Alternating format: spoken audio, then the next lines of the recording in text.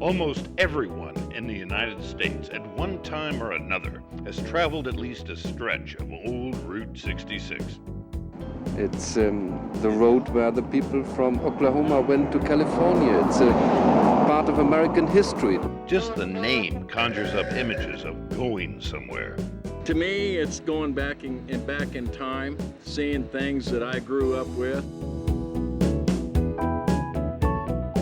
So let's travel this blue highway all the way from Chicago to Santa Monica. Route 66, America's Main Street, has served us well since 1926. Now in its 80th year, this highway has come to mean many things to many people. For some, it's a road of motion and flight. It's living art. It's a great family vacation. It's the ultimate travel experience. I also came to realize just how important motor vehicles are to the highway. Not just cars, but buses and trucks and bikes of all sorts, both those with and without motors. So, as the Mother Road turns 80, we salute all of those magnificent cars that have cruised on Route 66 over the years, the people from all walks of life who have driven them, and of course, the interesting places and businesses along the way that have made this the most famous highway in the world. Fasten your seatbelts.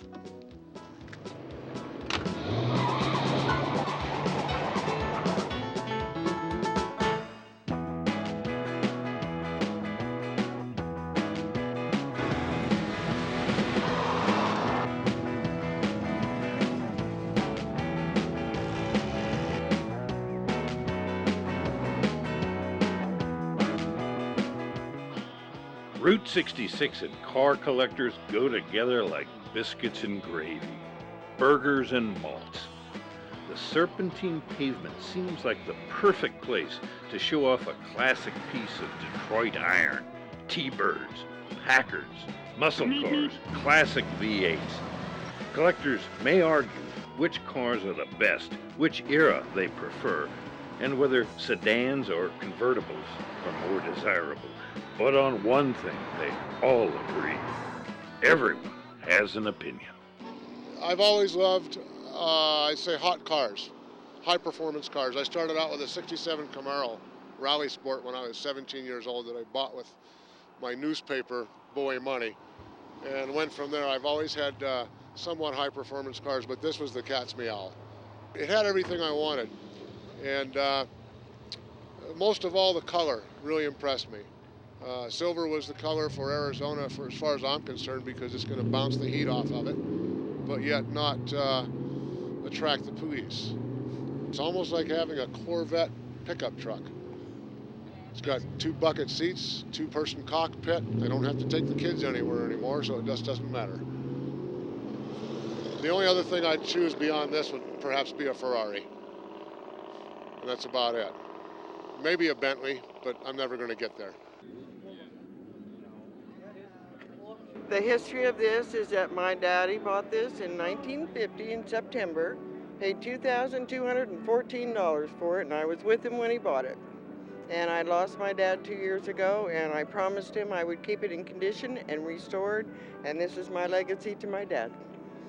We took a trip to the Oregon coast one year. We were on Highway 1, right on the coast, and I remember a march of tarantulas coming down off the mountain, and Dad stopped the car. My mother freaked out. We all did, and then tarantulas went under and over us and down on the side of the mountain to the ocean. That was one very memorable, and we had a lot of wonderful camping trips. Well, they always have been an upper-end car. Cadillac, Buick, even back then, they were a little fancier, a little more reliable than like the Model Ts or the Model A Fords. So they've proven themselves. It's a 1930 Buick, and I think mainly just the shape of it's one of the last years of 1930 for this, like a box dog coop front end like this.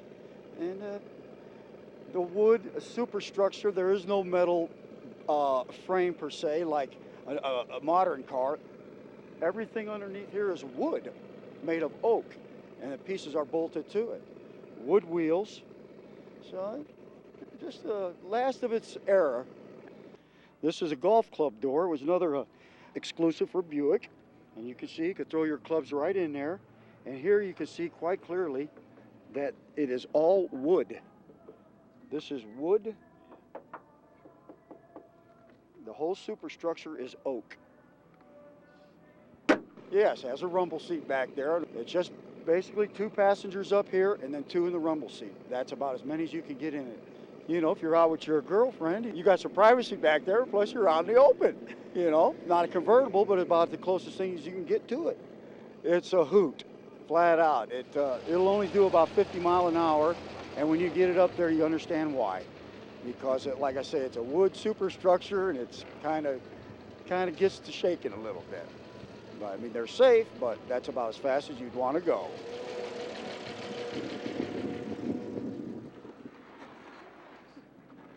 Oh, I always liked the Cobra. I mean, what's not to like about it? It's a fast little car. It's got the history. And that front end, it talks to me. Driving the Cobra is like, it's like being in a parade every day. Everybody wants to see it. Everybody wants to wave to you.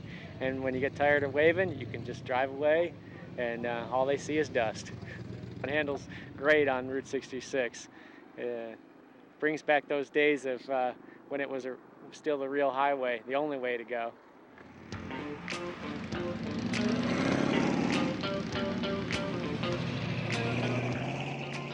Well, my wife, I told her I was going to get an old car and fix it up, and she said, well, go ahead. And I like old cars since I was little, but when I was growing up, I couldn't afford it. As I got older, then I kind of, I'd be able to buy a car. We all probably grew up and had a car we drove in high school that if we had the opportunity, we'd probably buy another one because we enjoyed it so much. And I just went a little past that. I drove around looking, trying to find one that wasn't all rotted out and plumb gone.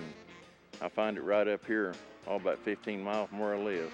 The lady had called some people to haul it off because it was left at their house, and I bought it for $100. It all fit in the back of a small pickup. It's just a body, a frame, various other little parts. It looked like it needed to go to the scrapyard, not somebody's garage, and make a car out of it. I bought it and started fixing it up. This particular car was one of those ground up deals, so you just sweep out a spot in the garage floor and you start from there. And I collected parts for a year or so to put it together. And put it together between that winter and fall. I worked on it, and come spring, why, it was cruising. And it took about 2 years building it. I have a lot of time and a lot of money in it, but I don't keep track of it because if I do, then I won't finish it. Well, it's a 1940 Ford Coupe Deluxe. And it's got all of the modern stuff on it. It's got disc brakes, automatic transmission, cruise control, power steering, electric windows. Reclining seats, the list goes on and on and on, that whatever you want to put into it makes you happy. It's a reflection of your own taste, I guess, in the vehicle that you want to drive and operate. And it's been running since May of '76. Well, it's been to Albuquerque twice. Anytime you get in it, it's fun. Long as it made it and didn't break down, that was the most important part. Been a pretty good ride. I plan on driving it for hopefully another 30 years.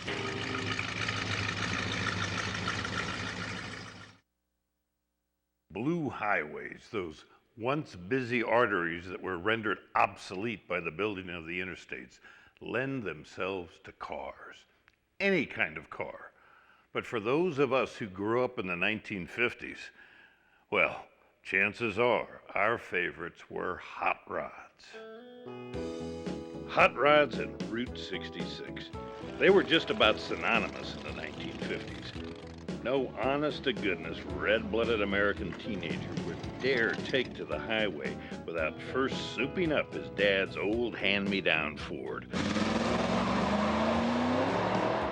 Hot rods still can be found on the Mother Road, and many of these flashy cars began their transformation from humdrum to supersled with Bozo Cordova, an automotive genius in Santa Rosa, New Mexico. I started way back when I was about 6 years old. I started building the little model cars, and that's where I learned every piece of a car, you know, from chop to channel them, and you know, I glue them, and if I mess up, I just take it and start again. And then at 13, I started building the real cars, not building them, but you know, working on them. And the first one I did was a 49 Ford. I was kind of a shade tree mechanic, you know, I did it behind the house. I swapped motors on it and got it going, and it was amazing. My mom walks out of the house and says, "You're gonna be a mechanic, son." I just laughed about it, and I haven't stopped ever since. I used to watch a lot of TV, and I seen these cars on TV, and you know, it fascinated me. I says, man, I like to do something like that when I grow up, you know. The more I got into it, the more I wanted to create things with it, like chop the top, you know, channel it, you know, change the wheels, the motor, you know, I just went crazy with it. The dash, we wanted to be different, so we went ahead and found a 1959 Impala, and we cut the the dashboard off, and man, we had to take about 12 inches off the center to bring it in so it fit the truck, because the car is so wide. And but as you guys can see, it came out beautiful. It's automatic, but we put the old genie shifter in it, make it look like the old 4-speed truck, you know. And it's got tilt set up. It's gonna have cruise control. The ignition starts right here, just like a new truck's. This thing is almost ready to cruise. A lot of people back then, like in the 50s and 60s, there were real hot rodders. Everything was built out of the wrecking yard, you know. You'd go and buy a body, then you go look for a rear end, a transmission, whatever you could get a hold of, and you know, you just piece it together. And it was a thrill when you took that car down the road, and you know that even though you didn't build all the parts, but you kind of put it together. And it was a real amazing thing to do. And then I said, you know what? I said, told the wife, I'm gonna build me one to drive, to resemble the one on the pole. So that's when I got this 30 Model A chop. I went and I ordered me a rolling chassis, 32, and I had to modify the body in the bottom to fit because they were made for 32, not 30 Model A. So I had to make all that to get the body set where I wanted it. Then I wanted it to look like a 32 to match the frame. So that's when I put a 32 shell on it, and you know, I took the sun visor off and flattened it to make it look like a 32. See, everybody puts their exhaust coming straight down the frame, you know, and enclose the hood. And I didn't want that. I wanted to show my motor. I wanted to show my exhaust system on it, you know. So I did it different, just to be different.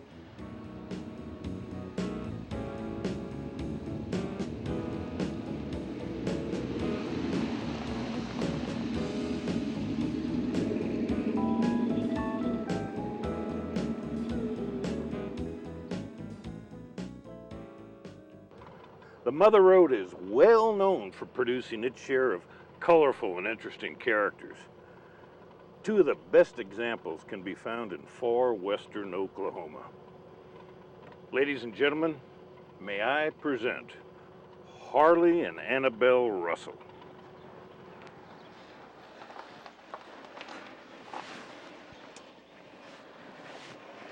Well, we want to welcome you to Eric, Oklahoma, the redneck capital of the world. My goodness, you're standing outside the world-class, world-famous Sand Hills Curiosity Shop. Can you believe it? My name's Harley, this is my wife Annabelle, and goodness sakes, we're the mediocre music makers. And you know what, I hate to tell you this, but we're stupider than we look. So you're really in for a big surprise today. Well, this is the oldest brick building here in town. This is where we entertain groups of folks from all over the planet Earth, and a few from right here in the United States. Can you believe it? My gosh, you know, things are getting awful old and tired out here. That sun's awful hot today. We're going to show you right on in here to the world-class famous Route 66 Sand Hills Curiosity Shop. Let's go see if there's anything going on in there, guys. My goodness sakes, it's nice to have you guys in here today. I bet you've been getting your bumps, kicks, and grinds all along the famous highway, Route 66, the Mother Road, the main street of America, the legendary highway, the most popular highway in the world. Yeehaw is right. Well, welcome to our theater. This is our theater where we do our little bit of mediocre entertaining in here. We got all kinds of things about the main street of America called the Mother Road. So if you get the blues, don't let it happen to you. You'll have fun driving your car from Chicago to L.A. I got the blues last night driving down the Mother Road. I got the blues last night traveling down the Mother Road. I stopped off in Elk City to start the get in your car, fill it up with gas. It don't cost much. I said get in your car and fill it up with gas. I'll get your kicks on the old Mother Road. Well, we stopped over here, and we're called Old Harley and Annabelle, the mediocre music makers, right here in Eric, Oklahoma. We're going to take a quick side trip off old Route 66 right now to another blue highway, Route 77 in Winfield, Kansas, to introduce you to a man who is obsessed with muscle cars, but not just any muscle cars.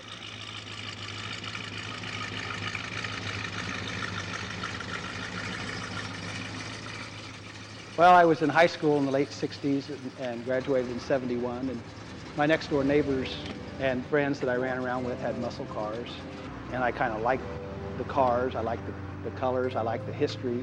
My collection consists mostly of Mopar muscle cars, Hemi cars, they're super stock cars, and I have quite a few Chevrolets, Camaros from 67, 68, 69. The rarity of this car, I guess what attracted me to it, was it's a 446-pack Cornet RT, and they made less than 20 of these cars. And there's probably 7 known in the registry at this time, and it's a good color, and this might be the only one of these cars that you would see like this at a 446-pack. The big block muscle cars were limited production cars, and it was the end of an era. People really back then really didn't want cars with 427s, and they didn't want cars with 426s that got 4 gas managers. Kind of the same thing we're going through a little bit today. So they were real limited production. And the Mopars, because I think more it was probably their tinniness, the reputation they had back then. They were really limited production. So when you got into the Hemi cars and the super stock cars, you're talking about cars that they made less than 100 of.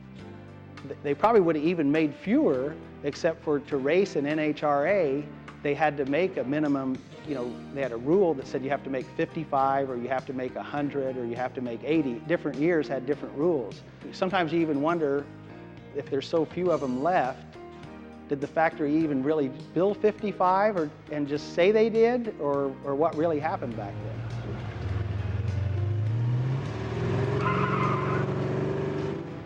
When you're going down the road, it seems like the acceleration is a lot better than cars today, but actually it's not. It just seems that way because they have louder exhaust and the rumble of the exhaust, and I think that's what really gets your blood pumping is when you start up one of these Hemi super stocks and listen to the engine run. You just can't keep from having your heart pounding when you hear that.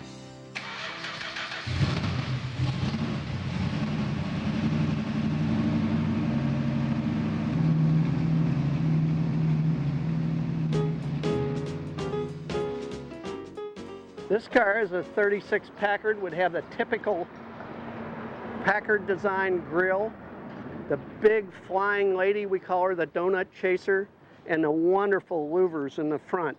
And these louvers would actually move as the car warmed up, letting in outside air to cool it. As the car cooled off, they would close down. It featured an oiling system that would automatically lubricate the chassis while you drove using the engine vacuum. It has adjustable ride control. It has adjustable brake control.